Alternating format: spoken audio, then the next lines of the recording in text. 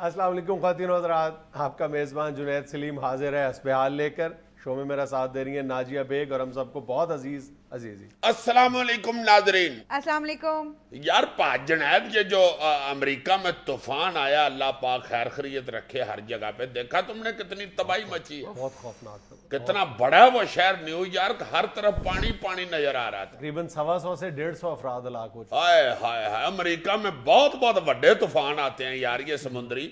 पिछला जो तूफान आया था उस वक्त भी इन्होंने कई शहर खाली करवा लिए थे। हाँ, नुकसान अपनी जगह, लेकिन मेरा ख्याल है कि अमरीकी अवाम को और हुकूमत को खराज तहसीन पेश किया जाना चाहिए जिस अंदाज में वो लोग इन तूफानों का मुकाबला करते हैं, पेशबंदी करते हैं, इंतजामात करते हैं, वो वाकई काबिल तहसीन। कमाल जी, मैं हैरान हो गया हूँ कल खबरों में देख के। वो ओबामा जो था वो किसी पिंड में फिर रहा था, लोगों से हाथ मिला रहा था कि और सबसे बड़ी बात यह है कि वो हम लोगों की तरह ड्रामेबाजी नहीं करते, फोटो सेशन नहीं करवाते, दिखावा नहीं करते। दिखावा नहीं है, वो वाकई यानी दर्द महसूस करते हैं अपनी कौम का। हाँ, उसने कहीं भी कैमरे को इस तरह हाथ नहीं हिलाया और ना ही उसने लोगों के साथ खड़े होके तस्वीरें बनाई हैं इमदादी सामान देते हुए। कोई ऐसा चक्कर ही नहीं था। तुम देखो कि दोनों उम्मीदवारों के लिए ये आइडियल मौका था कि इस तूफान को किसी न किसी अंदाज में कैश करवा सके, लेकिन दोनों ने कोई ऐसी हरकत नहीं की और अपनी तमाम तर तवज्जो जो है वो इमदादी कार्रवाइयों पर मरकूज रखी है। और जैसे ही हालात कुछ नॉर्मलाइज हुए वो वापस अपनी कैंपेन पे आ गए।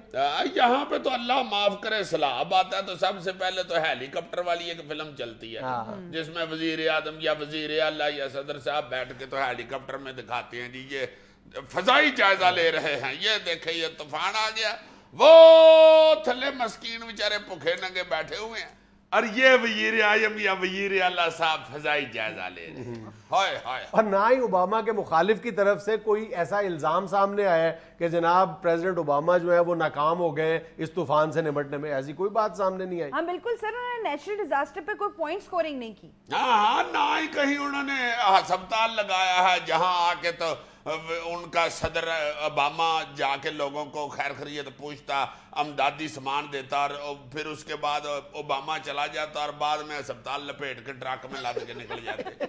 कोई ऐसा वाकया नहीं पेश है। इन कामों में वो हमसे बहुत पीछे हैं अभी। अल्लाह माफ करे, अल्लाह माफ करे। जहां जहां भी दुनिया पे कायनात में इंसान बस रहा है, अल्लाह पाक अपनी हिफाजत में रखे उसे और अपनी रहमत फरमाए। यार वैसे मैं ये भी देख के बड़ा हैरान हुआ हूं कि ये तूफान का नाम बड़ा अजीब रखते हैं और मेरा ख्याल है अपने बच्चे का नाम इतनी जल्दी नहीं रखते जितनी जल्दी तूफान का नाम रख लेते हैं। इतनी जल्दी नहीं रखते, इन लोगों ने पहले से नाम रखे हुए हैं और बल्कि इन लोगों ने नहीं रखे हुए, जो वर्ल्ड मेट्रोलॉजिकल एसोसिएशन है, महकमा मौसमियात जो है आलमी महकमा मौसमियात, उसके एक्सपर्ट्स ने जो अगले 1 साल नहीं बल्कि 6 साल तक आने वाले जितने भी तूफान हैं उनके नाम पहले से रखे हुए हैं। अच्छा, इनको आने वाले का पहले ही पता होता है। हमारे वाला साहब नहीं है, उठो फटाट जाके बेकरी तो बिस्कुट फाड़ लिया, परौने आ गए जी। अच्छा जी, ये नाम रखना जरूरी होता है? तूफान का कुछ शनाख्ती कार्ड बनना होता है? यार रेफरेंस के लिए इन तूफानों का नाम रखना बहुत जरूरी है। अब आप हिस्ट्री का कोई रेफरेंस देना चाह रहे हैं कि जनाब फलां तूफान में ये हुआ था, तो आप बताएंगे कि 1996 में जो तूफान आया था, अब 1996 में कई तूफान आए होंगे। अन्य वाकई ये बड़ी अहम बात है यार, नाम रखना वाकई बड़ा जरूरी है। हमारे यहाँ देखो ना, ऐसा नहीं होता तो घरों में जो गुफ्तगू हो रही होती है वो कितनी अजीब लग रही होती है। अब मेरा निक्का मुंडा नहीं अफजल है, ये उधर 2.5 साल था ही जो जलजला आया ही, तो ये जो है फीकू, ये तो अभी गोदी में था जब सैलाब आया था। हाय हाय हाय हाय। अब देखो ना, जिन जलजलों के, तूफानों के, सैलाबों के रेफरेंस बच्चों की वजह से दिए जाते हैं, उन बच्चों ने क्या तरक्की करनी है यार। अच्छा सर, ये जो तूफान आते हैं, नेचुरल डिजास्टर्स हैं, इनके नाम इन्होंने फिक्स कर दिए हुए हैं या ये हर बार नए होते हैं? 1 साल के लिए 12 नाम मुंतखब किए जाते हैं और अगले 6 सालों के नाम एक ही बार सिलेक्ट कर लिए जाते हैं। अच्छा। और ये जो यानी दर्जन तूफान उनके यहाँ जरूर आते हैं, उनके यहाँ नहीं, पूरी दुनिया में जो काबिल जिक्र जो तूफान है उनकी तादाद कमोबेश हर साल 10 से 12 के करीब होती है। और ये जो नाम रखने वाला सिलसिला है ना, रेफरेंस देने के लिए, इसका आगाज 19वीं सदी के शुरू में एक ऑस्ट्रेलियन साइंटिस्ट था, उसने किया था, लेकिन उसने शुरू में नाम रखे थे अल्फा बीटा गैमा। अच्छा। ये ना अल्फा बीटा गैमा रेस, ये इनके ऊपर उसने नाम रखे थे, लेकिन वो भी कम पड़ गए। अच्छा जी। और ये जो नुस्वानी नामों पर तूफानों के नाम रखने की रस्म शुरू हुई है, ये दूसरी जंग अजीम गालिबन 1941-42 में जॉर्ज स्टीवन नामी एक नॉवलिस्ट था, उसने एक नॉवल लिखा था स्टॉर्म। उसमें उसने जितने भी तूफानों के नाम दिए थे, रेफरेंस दिए थे, اس کے نام اس نے نسوانی ناموں پر رکھے تھے، جس پر پھر 70s میں جا کے عورتوں کی تنظیموں نے، جو ویمن رائٹس کی تنظیمیں، انہوں نے بڑا زبردست احتجاج کیا تھا کہ آپ صرف آپ کو عورتوں کے نام ہی ملتے ہیں طوفانوں کا نام رکھنے کے لیے، مردوں کا نام آپ کیوں نہیں رکھتے؟ پھر وجہ بتائی ہوگی کہ آپ نے وہ گانا نہیں سنا جو عورت پہ فلمایا گیا ہے، جوانی میری بجلی طوفان میرا نخرا کہندے نے مینوں یارو ہو دلدارو. پھر اس ڈانس کے اس احتجاج کے بعد پھر جو ہے وہ ایک یعنی آلٹرنیٹ بیسس پہ کیا گیا کہ ایک طوفان کا نام نسوانی نام رکھا گیا اور دوسرا مردانہ نام پر رکھا گیا تھا. لیکن اب یہ اتفاق کی بات ہے کہ جتنے طوفانوں کے نام عورتوں کے ناموں پہ رکھے گئے انہوں نے بہت زیادہ شہرت پائی، انہوں نے بہت زیادہ نقصان پہنچایا، اور جتنے طوفانوں کے نام مردوں کے نام پر رکھے گئے انہوں نے ایسا کوئی قابل ذکر نقصان نہیں پہنچایا. جو شہرت پائی ہے پہنچا ہی نہیں سکتے. جس طوفان کا نام تم عورت کے نام پہ رکھو گے نا وہ تو بہت طوفان لائے گا، اللہ معاف کرے. اور جس اچھے بھلے طوفان کا نام آپ مردانہ نام رکھ کے دیکھ لو بیچارہ.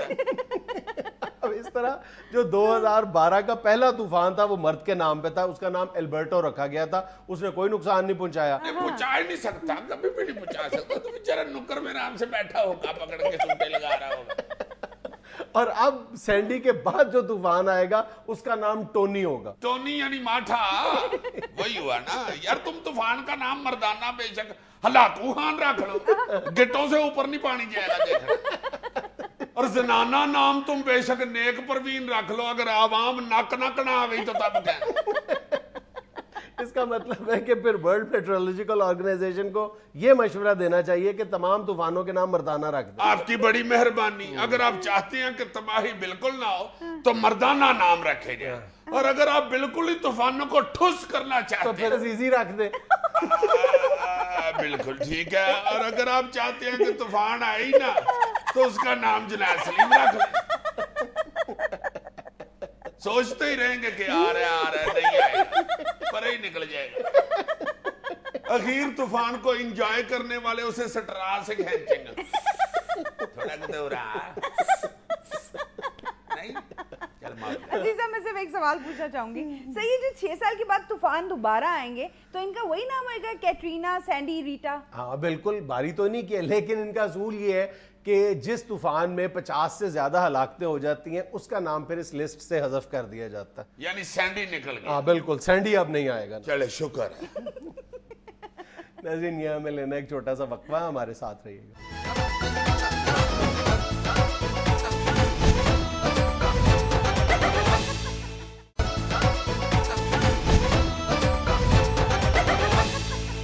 منظور بھٹو نے کہا ہے کہ پرویز الہی کے ساتھ مل کر شہباز شریف کی بساط الٹا دوں گا. نہیں، الٹے کام کرنے کے تو بھٹو صاحب ماہر ہیں. کئی دفعہ ٹائی لک پہ باندھ کے آ گئے ہیں. سجی جوتی کھبے پیر میں، کھبی جوتی کھبے پیر، سجے پیر میں پہن کے آ جاتے ہیں. دیکھو مجھ سے کہا نہیں جاتا، وہ پہن کے بھی آ جاتے ہیں.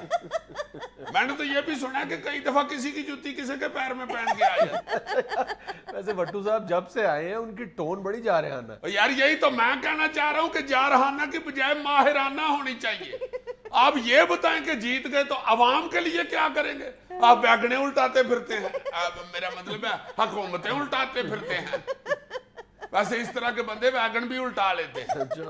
ہاں ہاں، غصہ چڑھ جائے تو الٹا دیتے ہیں دشمن کی ویگن. ادھر آئی راجا یار، آئے ہاتھ پائیں یار. نہیں میں نہیں اپریل ہی رہا یار، کیوں ادھر تو چپ ایسے بولتے جا رہے ہو یار. جو چیز راجہ ریاض سے نہیں الٹائی جا رہی وہ ویگن ہو سکتی ہے. چلو ٹرک کر لو. نہیں اور بڑھاؤ. چلو بیری جہاز، بس اس سے زیادہ میں نہیں بڑھانا. بس بیری جہاز ٹھیک ہے. وہ بھی میں اس لیے کہہ رہا ہوں کہ اس کے ارد گرد پانی ہوتا ہے، کھڑے ہو کے الٹانے کی جگہ ہی نہیں ہوتی. خشکی پہ اگر کھڑا کر دو تو بیری جہاز بھی راجہ صاحب الٹا دے. واہ جی واہ بھٹو صاحب، پرسنالٹی آپ کی ڈاکٹر وحید قریشی جیسی ہے، بڑھ کے آپ کی ہمایوں قریشی جیسی. رانا مشہود کا کہنا ہے کہ حکمرانوں کی ڈھیلی ڈور کھینچنے کا وقت آ گیا ہے. حکمرانوں کی ڈھیلی ڈور کھینچنے کا؟ اچھا اچھا، یہ رانا مشہود وہی ہے نا جن کی مزانگن میں مچھی بڑی مشہور ہے؟ بات کر رہے. اچھا اچھا، نہیں میں بھی دیکھو کدھر کو جا رہا ہوں. یہ وہ والے رانا مشہود ہے یار جو مہینے میں ایک واشنگ مشین بناتا ہے. तुम हंस रही हो, बड़ी आला वॉशिंग मशीन होती है राना मशहूद की, करंट भी नहीं पड़ती और वो कपड़े भी नहीं धोती। सीरियस तबसरा करो ना। सॉरी यार, मैं इधर उधर ज़हन दौड़ा रहा हूँ। ये राना मशहूद ये है अपना यार, जिसके अपने 5-6 चिंची रखे हैं, वही है ना। मजाक बंद करो यार। सॉरी यार, माफ कर देना, मुझे याद आ गया राना मशहूद तो इसका दोस्त है। हाँ हाँ, खराब एनर्जी सेवर ठीक करके बेचता, उबाल के एनर्जी सेवर को उबाले तो वो ठीक हो जाता है। हंस रही हो, फजूल बात कर रहे हो। राना मशहूद पंजाब असेंबली के डिप्टी स्पीकर है, मासूम बन रहे हो तुम। ये तो कह रहे हैं कि हुक्मरानों की ढीली डोर खींचने का वक्त आ गया। ये डिप्टी स्पीकर हुक्मरान नहीं होता, ये क्या असेंबली के बाहर पुरानी किताबें बेच देगी? हद हो गई है वैसे ईमान से। जूं इलेक्शन नजदीक आ रहे हैं, सारे पुठे सुत्ते बयान देने शुरू हो गए। वैसे ये भी बड़ा अजीब रवैया है, एक टिकट में 2 मजे। मुझे बड़ी हैरत होती है जब कोई इत्तेहादी जमात का रहनुमा या किसी सूबाई हुकूमत में शामिल कोई रहनुमा दूसरे को हुक्मरान कह के खुद को अपोजिशन में शामिल करवाने की कोशिश करता है। हद हो गई है। वैसे राना मशहूद साहब को मशहूद के नाखून लें जनाब, आप भी हुक्मरान हैं। अच्छा जी, अगली खबर है, वजीर आजम राजा परवेज अशरफ ने 22 अरब का सवाब दीदी फंड 3 माह में खत्म कर दिया। 22 अरब रुपया 3 महीनों में खर्च कर दिया। अल्लाह फड़। असल में राजा साहब बेचारों के ये में था कि 3 महीने बाद मैंने नाहल तो हो ही जाना है, फटाफट 3 महीने में खर्च कर लूं। उनको क्या पता था कि वधी नूं सत्ते खा रहा। जल्दी जल्दी सारा पैसा बेचारों ने खत्म किया कि मेरा स्वाब दीदी फंड है, मैंने खर्च करना है, मकाऊं इसको नाहल होने से पहले पहले। मैंने सुना आखिरी 40-50 करोड़ रुपया तो बेचारों ने बड़ी मुश्किल से खर्च किया। गुजर खान जाके कहा कोई इन्ने पैसे ने कुछ कर लो, ये पुल बनवाओ इधर। लोगों ने कहा जी इधर तो पुल बना हुआ है, अगो सर्दियां आने वाली ने, पुल दे उत्ते पुल बनवाओ, थल्ले वाले पुल नूं ठंड नहीं लगेगी, नाले पता भी चल जाएगा कि ये पुल का वजन उठा सकता है कि नहीं। वो क्या सियाने कहते हैं, पुल दा भला ते पुल दी खैर।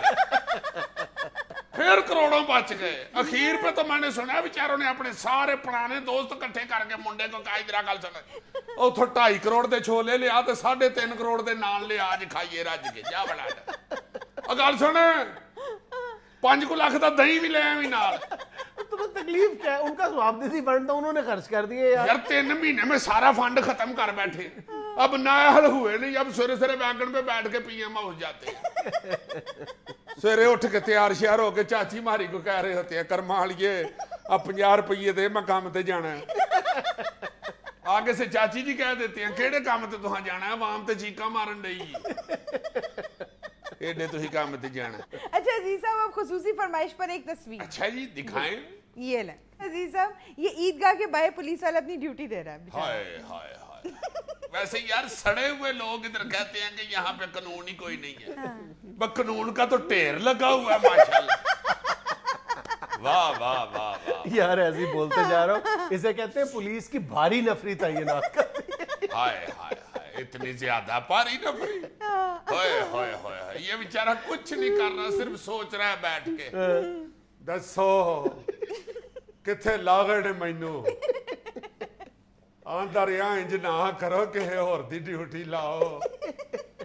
अल्लाह ना करे, अल्लाह ना करे इत्थे कोई दहशतगर्द आ गया, ਉਹਨੂੰ ਤੇ ਅੱਧਾ ਪੌਣਾ ਘੰਟਾ ਮਿਲ ਜਾਣਾ ਕਾਰਵਾਈ ਕਰਨ ਤੇ, ਚੌਕੇ 1.5 ਘੰਟਾ ਤੇ ਮੈਨੂੰ ਉੱਠਣ ਤੇ ਲੱਗਦਾ। ਉਤੋਂ ਮੈਂ ਜੁੱਤੀ ਵੀ ਖੋਲ ਬੈਠਾ, ਮੇਰੇ ਕੋਲ ਤੇ ਇੱਕ ਪੈਰ ਦੀ ਵੱਧਰੀ ਬੰਦ ਹੁੰਦੇ 2.5 ਘੰਟੇ ਲੱਗਦੇ ਨੇ। ਉਤੋਂ ਮੈਂ ਮੁੰਡਾ ਵੀ ਕੋਈ ਨਹੀਂ ਨਾਲ ਲੈ ਕੇ ਆਇਆ, ਮੋਢੇ ਤੇ ਖੁਰਕ ਹੋਈ ਤੇ ਕੀ ਕਰਾਂਗਾ ਹੁਣ ਮੈਂ ਆਪਣਾ ਆਪ ਸਾਂਭਾਂ ਜਾਂ ਬੰਦੂਕ ਚੁੱਕਾਂ। ਇਹ ਅਫਸਰਾਂ ਦੇ ਇਹ ਚੇ ਸੀ ਕਿ ਮੈਂ ਦਹਿਸ਼ਤਗਰਦ ਦੇ ਉੱਤੇ ਬਹਿ ਜਾਗਾ। ਬੰਦਾ ਪੁੱਛੇ ਦਹਿਸ਼ਤਗਰਦ ਬੰਬ ਲੈ ਕੇ ਆਉਂਦਾ, ਸੋਫਾ ਲੈ ਕੇ ਤੇ ਨਹੀਂ ਨਾ ਹੁੰਦਾ। ਉਤੋਂ ਈਦ ਵੀ ਵੱਡੀ ਤੇ ਡਿਊਟੀ ਲਾਤੀ ਨੇ। ਛੋਟੀ ਈਦ ਹੁੰਦੀ ਤੇ ਖੈਰ ਸੀ, ਲੋਕਾਂ ਨੇ ਐਤਕੀ ਵੱਡਾ ਜਾਨਵਰ ਵੀ ਸ਼ੌਕ ਨਾਲ ਕੀਤਾ। ਅੰਦਰ ਲੋਕੀ ਨਮਾਜ਼ ਪੜਨ ਦੇ ਹਨ, ਮੈਂ ਤੇ ਬਾਹਰ ਦੁਆ ਹੀ ਮੰਗਦਾ ਰਿਹਾ, ਯਾ ਅੱਲਾ ਮੇਰੇ ਤੇ ਕਿਸੇ ਦਾ ਧਿਆਨ ਨਾ ਪੈ जाए। खतरनाक जगह पे मेरी ड्यूटी लगा दिया, लोग मुझे सीरियस ही नहीं लेते।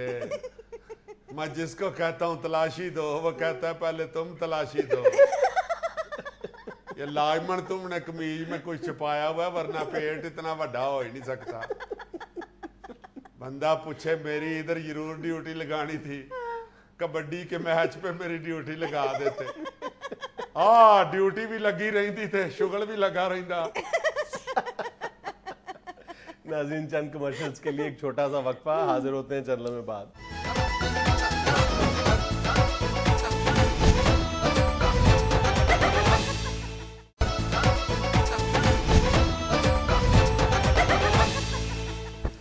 जुनैद मेरा एक दोस्त है सदीक पापड़, जावेद जलेबी का भतीजा। अल्लाह तेरी खैर करे बाबा, क्या हलवाई तबीयत है हमारे एंकर की।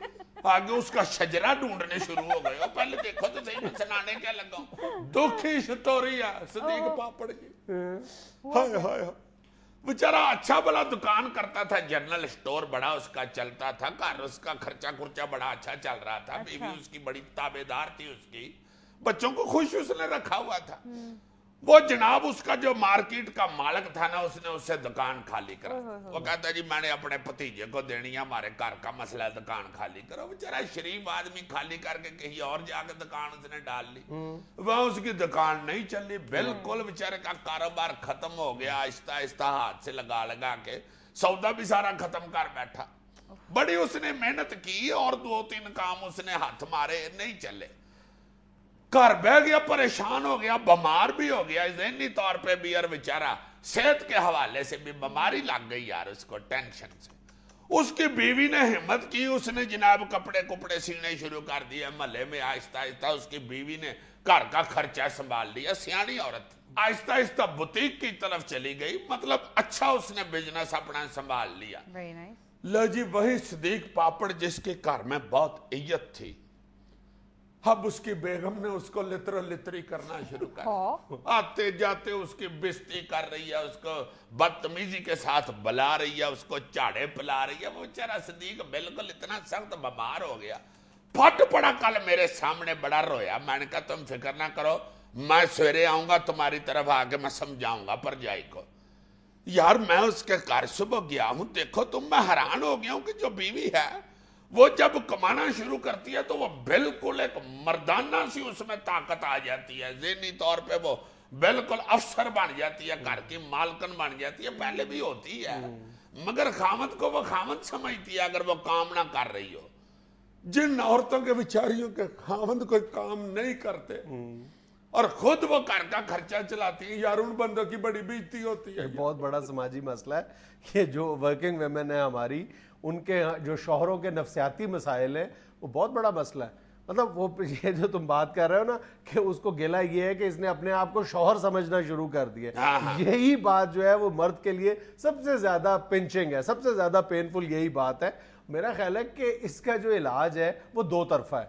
पहली बात तो ये है कि अगर मर्द पहले कमाता था और अब वो नहीं कमाता और एक्सपेक्ट यही करता है कि मेरी पहले वाली रिस्पेक्ट होगी, मैं कवाम हूं, तो उसको ये इस हकीकत का सामना बहुत यानी खुले दिल के साथ करना चाहिए कि वो कवाम उसी वक्त है जब तक वो कमाता था। अब वो कमा नहीं रहा, उसको जो ये एक नई हकीकत है इसका भी सामना करना चाहिए। दूसरी तरफ बीवी का भी फर्ज है कि अगर उसका शौहर किसी वजह से नहीं कमा रहा तो वो शौहर नहीं बन गई, यानी शौहर की जो शौहरियत है वो सिर्फ कमाने तक महदूद नहीं है। हमारी यानी सोसाइटी में घर में जो अगर शौहर को यानी एक दर्जा ऊपर रखा गया है तो उसकी और बहुत सी वजूहात है, वो सिर्फ कमाने की हद तक नहीं है। हाँ, मेरा मतलब है कि औरत कमाना शुरू कर दे तो उसको मुझे तो नहीं ना निकल आती, वो खामद नहीं हो जाती, वो जाहिर है रहती तो बीवी है ना। उसने जो खामद का दर्जा है उसको भूल गई है अगर, तो वो तो फिर स्यापा ही है, लड़ाई झगड़ा ही है। अच्छा, क्योंकि खामद जो है वो तो खामद रहता ही है, वो कहता था नहीं मैं शौहर हूं इसका। तो ये मर्द को भी तो अपनी मेंटालिटी तब्दील करने की जरूरत है। मेंटालिटी तब्दील करे, वो कपड़े दुपट्टा रंगवाने जाया करे। नहीं यार, फर्क पड़ता है ज़ाहिर, अब वो कमा नहीं रहा और वो सारा दिन घर के बाहर रहकर मेहनत करके कमा रही है। अच्छा, अभी तक तो हम बात कर रहे हैं उन घरों की जहां पे मर्द नहीं कमा रहा और औरत कमा रही है। उन घरों में भी यही इसी तरह के नफ्सियाती मसाइल हैं जहां पर दोनों कमा रहे हैं, मियां भी कमा रहा है, बीवी भी कमा रही है, और मर्द को ये ताने सुनना पड़ते हैं औरत की तरफ से कि मैं कोई तुम्हारा नहीं दिया हुआ खाती, मैं खुद कमाती हूँ। जहां पे दोनों कमा रहे हैं ना, वहां पे तो वो मिसाल बेहतरीन है कि मियां बीवी गाड़ी के 2 पहिए होते हैं, जिसमें सिर्फ एक कमा रहा है और दूसरा नहीं कमा रहा, वहां भी गाड़ी के 2 पहिए ही होते हैं, मगर एक टायर में वहां घट होती है। अच्छा सर, ये जो फिनोमेना है ना, ये किसी एक क्लास तक महदूद नहीं है, मतलब जो मुलाजमीन है घरेलू उनसे ले लें या एजुकेटेड फैमिलीज देख लें, सब में एक जैसे प्रॉब्लम्स आते हैं। अच्छा, मैंने ये देखा है कि अगर मियाँ बीवी दोनों कमा रहे हैं और दोनों एक ही शोबे से ताल्लुक रखते हैं और दोनों रुतबे में भी तकरीबन बराबर हैं, यानी मियाँ भी डॉक्टर है बीवी भी डॉक्टर है, वहां पे ये मसाइल लड़ाई झगड़े वाले रोब शोब वाले जरा कम है। अगर किसी जगह पे ऐसे है ना कि बीवी डिप्टी डायरेक्टर और मियाँ बेचारा हेड क्लर्क है, वहां पे उसकी हेड पे काफी इंजरी होती है। इसका मतलब तो ये हुआ कि बुनियादी मसला कम्युनिकेशन गैप का है। हाँ। एक दूसरे की बात समझने और समझाने का प्रॉब्लम है। और ये जो तुम मिसाल दे रहे हो कि लेडी डॉक्टर और डॉक्टर के दरमियान ऐसे मसाइल कम होते हैं, इसका मतलब है कि वो एक दूसरे के मसाइल बखूबी समझते हैं, माहौल को समझते हैं, औकात कार उनके एडजस्ट कर जाते हैं और एक दूसरे के मसले समझते हैं, इसलिए लड़ाइयां भी कम होती हैं। नहीं, ये भी बात चलो ठीक है, मगर है तो इंसान ही ना पाई जी। जो मर्जी हो ज़हन में ये तो आता ही है कि मेरा रुतबा ये बड़ा है। अल्लाह माफ करे, ये ऐसे नहीं सोचना चाहिए, मगर इंसान के ज़हन में ये आता है। मगर असल बात जो है ना, ये मेखिस गुफ्तगू की जिसे आप कह सकते हैं, वो ये है कि ये जरूर सोचना चाहिए कि घर के अंदर जो मियाँ है वो मियाँ है, जो बीवी है वो बीवी है। उसको मियाँ बन के ही रहना चाहिए, उसको बीवी बन के ही रहना चाहिए, और बीवी को उसे मियाँ ही समझना चाहिए, बेशक उसका रुतबा छोटा हो। और जो मियाँ है उसको भी उसे बीवी समझना चाहिए, बेशक वो अफसर हो या उसके मतहत हो, उसको बीवी समझना चाहिए। नहीं, ये तो तुम्हारी बात ठीक है कि बीवी को बहरहाल शौहर की इज्जत करनी चाहिए, और इस अंदाज में नील नहीं उसके जिस्म पर डाल देने चाहिए कि उसको छुपाने के लिए नीली शर्ट पहननी पड़े, है ना? ये बिल्कुल ठीक तुम कह चुके हो, बिल्कुल ठीक है। और मैं अपनी उन बहनों को जो घरेलू खवातीन है, ब्रेक ले ले। नहीं एक जरा यार, कोई अक्ल वाली बात भी बताने दिया करो, मेरे मजाक ही ना करते रहा करो। टाइम हो गया। हमारी वो बहनें जो घरेलू खवातीन हैं, ब्रेक ले ले, उनको टेलीविजन के ऊपर से देख के अंदाजा लगाना चाहिए कि उनका खामद एंकर है, उसकी बड़ी इज्जत है। यार लितरी उतार लेना ये बड़ी बुरी बात है, ये नहीं होना चाहिए। थपड़ों से भी बदतमीजी है। यहाँ हमें लेना एक छोटा सा वक्फा, हमारे साथ रहिएगा।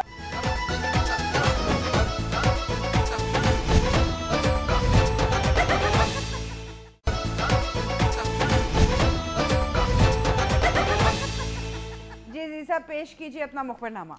डिश डिश डिश डिश डिग डिग डिग डिग डिग डिग डिग डिग डिश। ये क्या था बीच में? ये सांप नोट गिन रहा था। हाँ यार, बहुत अक्लमंद आदमी, तुमने लाजमन सांप रखे हुए, वरना इतना नॉलेज नहीं होता बंदे के पास। ये यकीनन बड़ा हो के सैंडो सपा वाला बनेगा। चलो जो मर्जी कह लो, ये तो मान गए ना कि अभी मैं छोटा हूँ। नहीं, अभी भी बड़े हो, मजीद बड़े हो के कह रहा हूँ, इतने तुम छुने का के।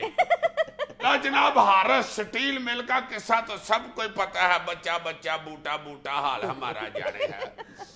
लाहौर उस चक्कर में जो हारस स्टील मिल वाले लोग थे, उनकी प्रॉपर्टी में जो गाड़ियां और लाखों रुपए की कीमती घड़ियां थी, वो तो सबको पता चल गया हुआ कि कौडियों के पास सरकारी अफसरों ने और तफ्तीश करने वालों ने खरीद खरोद लिया पई।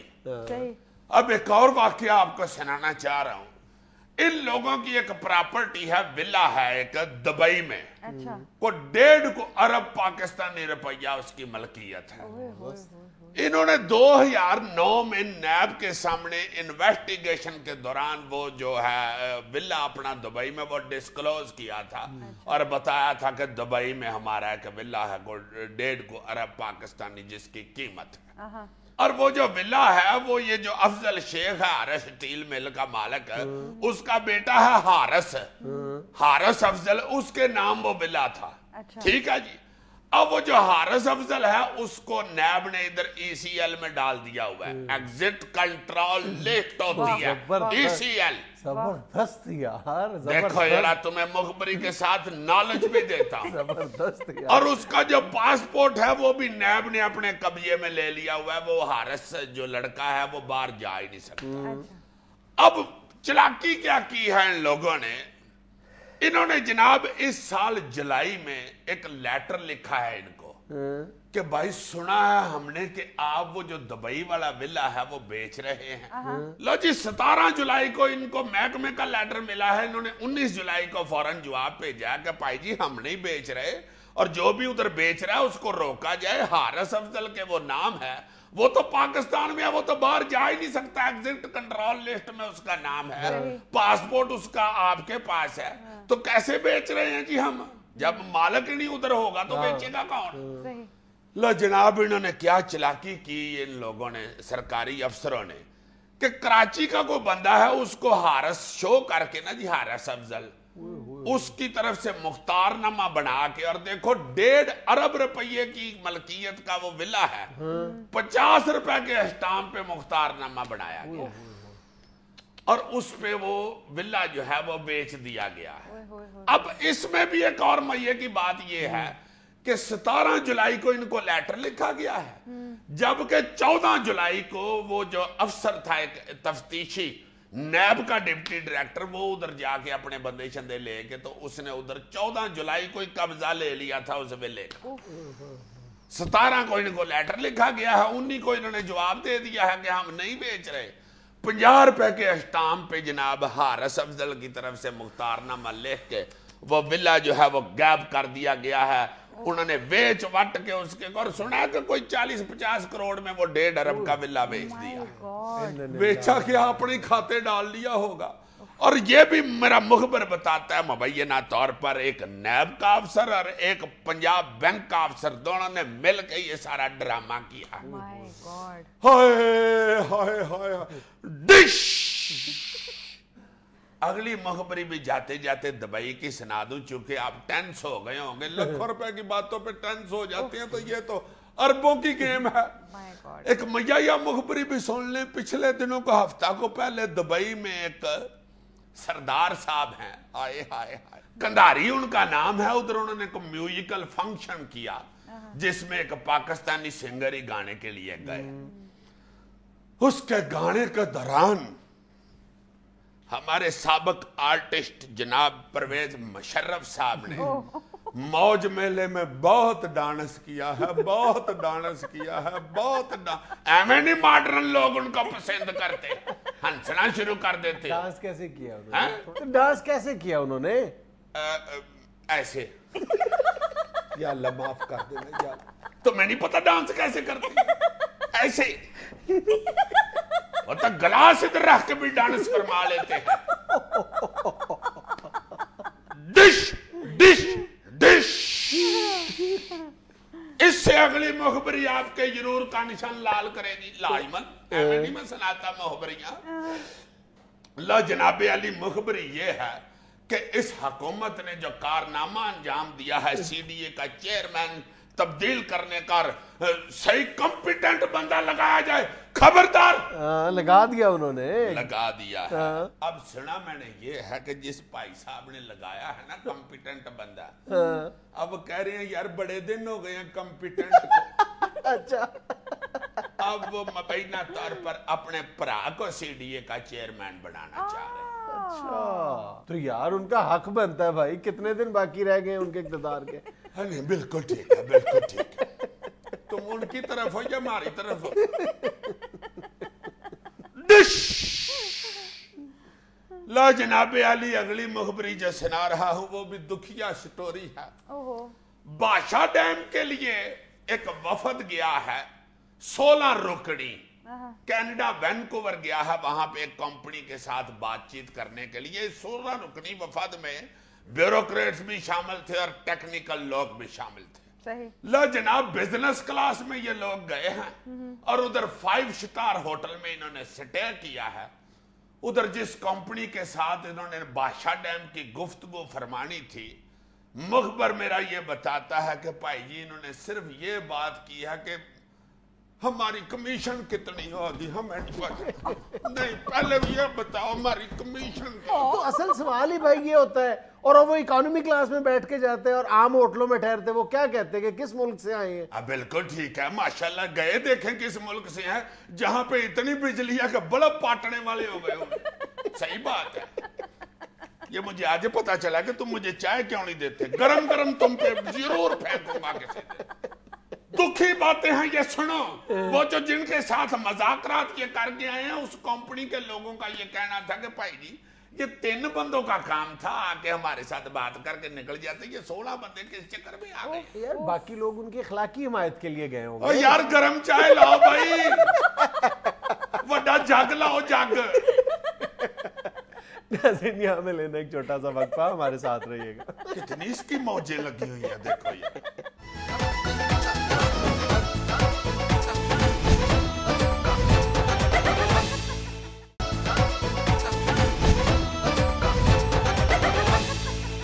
नाज़रीन, मुल्क में अमनो अमान की बिगड़ती हुई सूरत हाल पर बात करने के लिए आज हमारे साथ मौजूद है वजीर दाखिला जनाब रहमान मलिक। जुनैद भाई, मेरा ख्याल है कि आपका स्टूडियो जो है ये साउंड प्रूफ है, इसलिए आपको इस बांसुरी की आवाज सुनाई नहीं दे रही। अच्छा।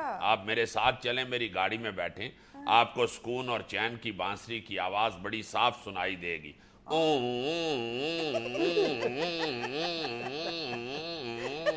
मलिक साहब, ये बांसुरी नहीं आपकी गाड़ी का हूटर है। वाकई मैं भी कहूं कि मैंने कई दफा कोशिश की है इस बांसुरी के साथ वो गाना गाने की, ओ वंजली वालड़िया, वो नहीं गाया गया मुझसे, क्योंकि एक दफा टू के बाद फिर आ जाता है, उसमें गाने का पॉज आता ही नहीं है।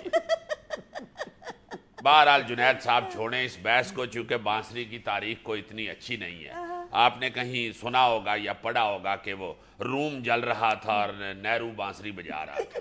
मलिक साहब, रूम नहीं जल रहा था, रोम जल रहा था, और नेहरू नहीं नीरू बांसुरी बजा रहा था। नीरू नहीं, नेहरू। नेहरू इसका पूरा नाम जवाहरलाल नेहरू था।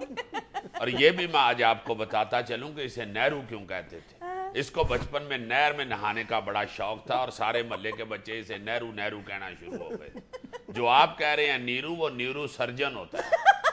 आप ज्यादा जोर से हंस रही हैं, आप उनका साथ दे रही हैं या मुझे बेइज्जत करने की कोशिश कर रही हैं? नहीं मलिक साहब, मेरे ख्याल से आप न्यूरो सर्जन कहना चाह रहे हैं। चलें छोड़ भी दें इस बात को, मैं ऑपरेशन करवाने आया हूँ या इंटरव्यू देने आया हूँ। और ये आपको मेरी अंग्रेजी ठीक कराने की भी इतनी जरूरत नहीं है, मैं कई साल इंग्लैंड रह के आया हूँ और उधर मेरा अपना चैनल था, उस पर अंग्रेजी प्रोग्राम ही चलते थे, कोई नवाब ट्यूबल का इश्तिहार नहीं था चलता। बाय द वे मलिक साहब, आपके नाकदीन ये एतराज तो करते हैं कि आप लहजे से वजीर दाखिला नहीं लगते। तो फिर मुझे उतार के ज़िया मयूद्दीन साहब को वजीर दाखिला लगा ले। उनका तो सुना है खराटे मारते हुए भी लहजा खराब नहीं होता। आप मेरा लहजा दुरुस्त करवा रहे हैं, क्या बात कर रहे हैं जुनैद साहब। इस लहजे की वजह से ही तो सदर पाकिस्तान ने मुझे ये वजारत दाखिला दी है। मैंने उनसे पूछा था जी कि वजारत दाखिला का कलमदान किसका है, उन्होंने कहा था लहजा दे रही हूँ। तो ये जो लहजा है ये मेरा अल्लाह के फजल से ठीक है, तो मुझे ये वजारत मिली। और ये भी ज़हन में रखें कि ये ज़ुबान के लहजे की बात हो रही है, ये वो लहजा नहीं है बूटियां दे पक्के लहजा, बागे दे बाबा दे लहजा, बाबे दे बागा दे। तो मैंने यही कहा है। नहीं, आपने उल्टा कहा है। मैंने कहा है कि बाबे दे बागा दे लहजा। ये भी एक प्रॉब्लम है कि आप फौरन अपनी बात से मुकर जाते हैं। नहीं, ये मसला मेरे साथ है ना? देखें जो बात है मैं उससे नहीं मुकरता। आप जुनैद साहब ये बयान से मुकरने की बात कर रहे हैं, किसी भी इशू पे बयान देना मेरे लिए फ्रॉग वेंग के बराबर है। फ्रॉग वेंग, ये डडू तोलना। बयान से मुकरना भी मेरी मजबूरी है जुनैद साहब। हर जगह पे तो हमारी इत्तेहादी हुकूमत है, अगर अपने इत्तेहादियों के खिलाफ बयान दें तो वो नाराज हो जाते हैं, अगर उनके हक में बयान दें तो हमारी पार्टी का हर बंदा जुल्फकार मिर्जा बनने को चल पड़ता है। तो इसलिए बयान देना इस वक्त बड़ा मुश्किल है मेरे। अच्छा मलिक साहब, कल रात का किस्सा हुआ था, आपके भाई की लड़ाई हो गई एक एमपीए के साथ। तो आपका भाई कभी नहीं लड़ा? ये क्या बात हुई? भाई भाई लाड़ी पड़ते हैं, आपका भाई भी यकीनन इस बात पे लड़ पड़ता होगा कि मेरा भाई चीफ एडिटर है एक अखबार का। अब मेरे भाई को भी पता है कि मेरा भाई वजीर दाखिला है, तो खालिद भी लाड़ी पड़ता है किसी वक्त। अच्छा मलिक साहब, आपको पता है कि कल पीआईए की एक परवाज सिर्फ आपकी वजह से ताखीर का शिकार हुई है और मुसाफिरों ने आपके खिलाफ एहतजाज की है। जुनैद साहब, मैं कहीं ना कहीं कौम की खिदमत कर रहा था, इसलिए मुझे देर हो गई, वरना मेरे आगे किसी ने फलूदे वाला प्याला तो नहीं था ना रखा हुआ।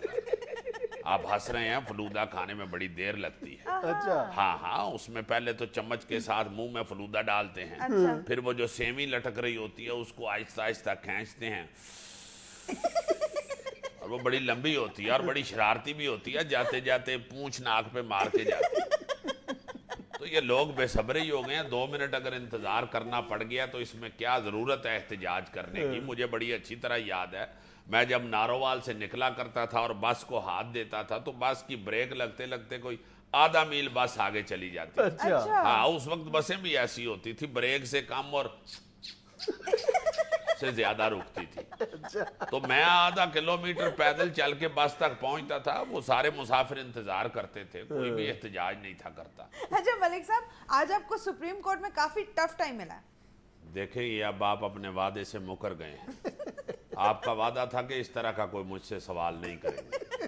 بہرحال کوئی ایسا بھی ٹف ٹائم نہیں تھا, میرا خیال ہے کو 15-20 منٹ کا ٹائم تھا. ملک صاحب, آج کل آپ کے ایک فیصلے پر بہت زیادہ کرٹیسزم ہو رہا ہے کہ آپ نے یہ جو موبائل سروس بند کر دی ہے عید پہ, ہر عید پہ آپ یہ کرتے ہیں. خدا کے واسطے جنید صاحب, آپ تو پڑھے لکھے آدمی ہیں ماشاءاللہ, سینئر صحافی ہیں, آپ تو اس بات کو سمجھنے کی کوشش کریں کو صرف 2 گھنٹے کے لیے مجھے بھی عید منا لینے دیا کریں. کیا مطلب؟ آپ لوگوں کو کیا پتا ہے کہ میرے فون پر 24 گھنٹے میرے متعلق کس کس قسم کے اور کتنے تعریفی میسج آتے ہیں. ان میسیجز کو روکنے کا ایک ہی طریقہ تھا کہ میں فون بند کر دوں. تو آپ اپنا فون بند کرتے نا. شاباشی, تاکہ میں 2 گھنٹے کے بعد جب فون کھولتا تو سارے میسیجز بارات کی طرح ایک دم اکٹھے ہی آ جاتے. خدا رہا اس بات کو سمجھنے کی کوشش کریں, یہ لا اینڈ آرڈر کا مسئلہ ہے, اس کے لیے ضروری ہے کہ فون بند کیا جائے. آپ کو کیا پتا کہ کس قدر یہ سمیں بیچنے والوں نے زیادتی کی ہے. ہر آدمی نے سمیں خرید لی ہوئی ہیں. سمیں تو اس طرح بکی ہیں جیسے سبزی لینے جائیں تو ساتھ دھنیا مفت مل جاتا ہے, اس طرح مفت سمیں تقسیم ہوئی ہیں. اور جو کوئی امیر آدمی تگڑا بندہ چلا گیا سم لینے کے لیے, اس نے جاتے ہی کہہ دیا جی آدھ پا سماں تول دو. ہر بندے کے پاس 10-10 12-12 سمیں ہیں. آپ یقین کریں کہ اٹ پٹو تو سم نکل آتی ہے, اور اگر نہ پٹو تو اٹ کے اوپر سم پڑی ہوتی ہے. لیکن ملک صاحب, یہ موبائل سروس بند ہونے سے عوام کو پریشانی کا سامنا کرنا پڑا ہے. اس بات کا جواب میرا خیال ہے میں جنید صاحب کو دوں تو مناسب رہے گا. لو جی بھائی صاحب, صرف عید والے دن وہ بندہ پریشان ہوتا ہے جس نے اپنی کسی مشوق کو فون کیا. آپ جنید صاحب ایمانداری کے ساتھ بتائیں کہ کبھی کسی شخص نے موبائل کے ذریعے بیگم کو عید وش کی ہے؟ بیوی تو گھر میں ہی ہوتی ہے نا. او جی اللہ اسے گھر ہی رکھے, بندہ باہر بھی ہو تو بیگم کو عید والے دن فون نہیں کرتا. اچھا, بیگم کی یاد تو اس وقت آتی ہے جب آگے سے فون کہہ دیتا ہے کہ اس کال کے لیے آپ کے اکاؤنٹ میں رقم ناکافی ہے.